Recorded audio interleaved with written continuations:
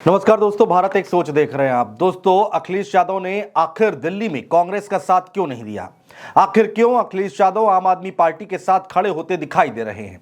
ऐसा क्या हुआ जो अखिलेश यादव यूपी के बाहर कांग्रेस पार्टी से किनारा करते हुए दिखाई दे रहे हैं? दोस्तों, ऐसी स्थिति एक दिन में नहीं खड़ी हुई है, बल्कि पिछले कई साल से अखिलेश यादव के साथ कुछ ऐसा हो रहा था जिसकी वजह से आज अखिलेश यादव कांग्रेस पार्टी से किनारा करते हुए दिखाई दे रहे हैं। मध्य प्रदेश, राजस्थान, महाराष्ट्र का चुनाव हुआ जिसमें अखिलेश यादव को झटके पर झटके लगे, जहां पर कांग्रेस ने अखिलेश यादव को भाव नहीं दिया। और अब आ गया है दोस्तों दिल्ली का विधानसभा चुनाव, जिसमें अखिलेश यादव ने कांग्रेस पार्टी को ना चुनकर आम आदमी पार्टी का साथ देने का फैसला किया। एक एक करके हम आपको वो सारी घटनाएं याद दिलाएंगे जिसकी वजह से अखिलेश यादव ने आज ये फैसला लिया। दोस्तों, साल 2023 में कई विपक्षी दलों ने मिलकर इंडिया गठबंधन बनाया था और कुछ दिनों में ही कई सारी बातें सामने आने लगी। दोस्तों, मध्य प्रदेश और राजस्थान विधानसभा चुनाव आया तो अखिलेश यादव चाहते थे कि वो कांग्रेस पार्टी के साथ चुनाव लड़ें, लेकिन कांग्रेस के नेताओं ने सपा को रत्ती भर भी भाव नहीं दिया। अखिलेश यादव ने काफी कोशिशें की, लेकिन कांग्रेस ने एक भी सीट नहीं दी, बल्कि एमपी में तो कमलनाथ ने अखिलेश यादव के लिए गलत भाषा का इस्तेमाल भी किया था। बस फिर क्या था, अखिलेश यादव नाराज हो गए और अकेले दम पर अपने प्रत्याशी मैदान में उतार दिए। दोस्तों, इसके बाद आता है लोकसभा चुनाव।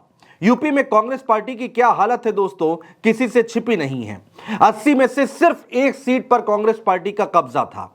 अखिलेश यादव ने फिर से बड़ा दिल दिखाया और कांग्रेस पार्टी को गठबंधन के तहत 17 सीटें दे दी।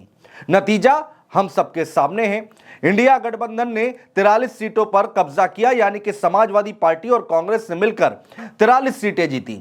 इसके बाद दोस्तों माना जाने लगा कि ये दोस्ती अब लंबी चलेगी, यानी कि ये गठबंधन और भी ज्यादा मजबूत होता दिखाई देगा। लेकिन दोस्तों, इसके बाद आता है हरियाणा और जम्मू कश्मीर का विधानसभा चुनाव। इन चुनावों में भी वही पुरानी कहानी दोहराई जाने लगी।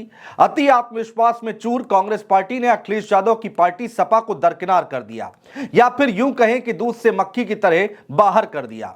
अखिलेश यादव ने भी खून का घूंट पी लिया और अपने कदम पीछे खींच लिए। हरियाणा में कांग्रेस को हार का सामना करना पड़ा। वहीं जम्मू कश्मीर की बात करें तो अखिलेश यादव ने कांग्रेस प्रत्याशियों के सामने अपने उम्मीदवार तक उतार दिए। कहानी यही खत्म नहीं होती है दोस्तों। इसके बाद झारखंड और महाराष्ट्र विधानसभा चुनाव आता है। हर किसी को उम्मीद थी कि हरियाणा चुनाव के बाद अब इंडिया गठबंधन फिर से एकजुट होगा, लेकिन ऐसा नहीं हुआ। अखिलेश यादव ने महाराष्ट्र चुनाव में 12 सीटों पर अपनी दावेदारी पेश की, लेकिन अखिलेश यादव को सिर्फ और सिर्फ 2 ही सीटें दी गई। हालांकि सपा ने अच्छा प्रदर्शन किया और दोनों ही सीटें जीत गई। वहीं कांग्रेस का एक बार फिर बुरा हाल हुआ। जाहिर है इन सबको देखते हुए अखिलेश यादव ने भी कांग्रेस पार्टी को झटका दिया।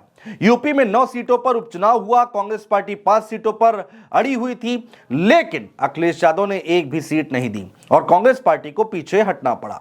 अब दोस्तों बारी आ चुकी है दिल्ली विधानसभा चुनाव की। भूलिएगा मत दोस्तों, इसी के साथ ही मिल्कीपुर में भी उपचुनाव हो रहा है। दिल्ली की बात करें तो अखिलेश यादव ने एक बार फिर कांग्रेस पार्टी को झटका दिया है और आपके साथ हाथ मिला लिया है। आम आदमी पार्टी पहले ही कांग्रेस पार्टी के खिलाफ मोर्चा खोल चुकी है। वहीं ममता बनर्जी ने भी अरविंद केजरीवाल को समर्थन दे दिया है। साफ है दोस्तों कि समाजवादी पार्टी अपने इस कदम से कांग्रेस को सीधे संदेश दे रही है कि 2027 के यूपी विधानसभा चुनावों में समाजवादी पार्टी से ज्यादा उम्मीदें न रखिएगा, यानी ये झटकों का दौर आगे भी देखने को मिलता रहेगा।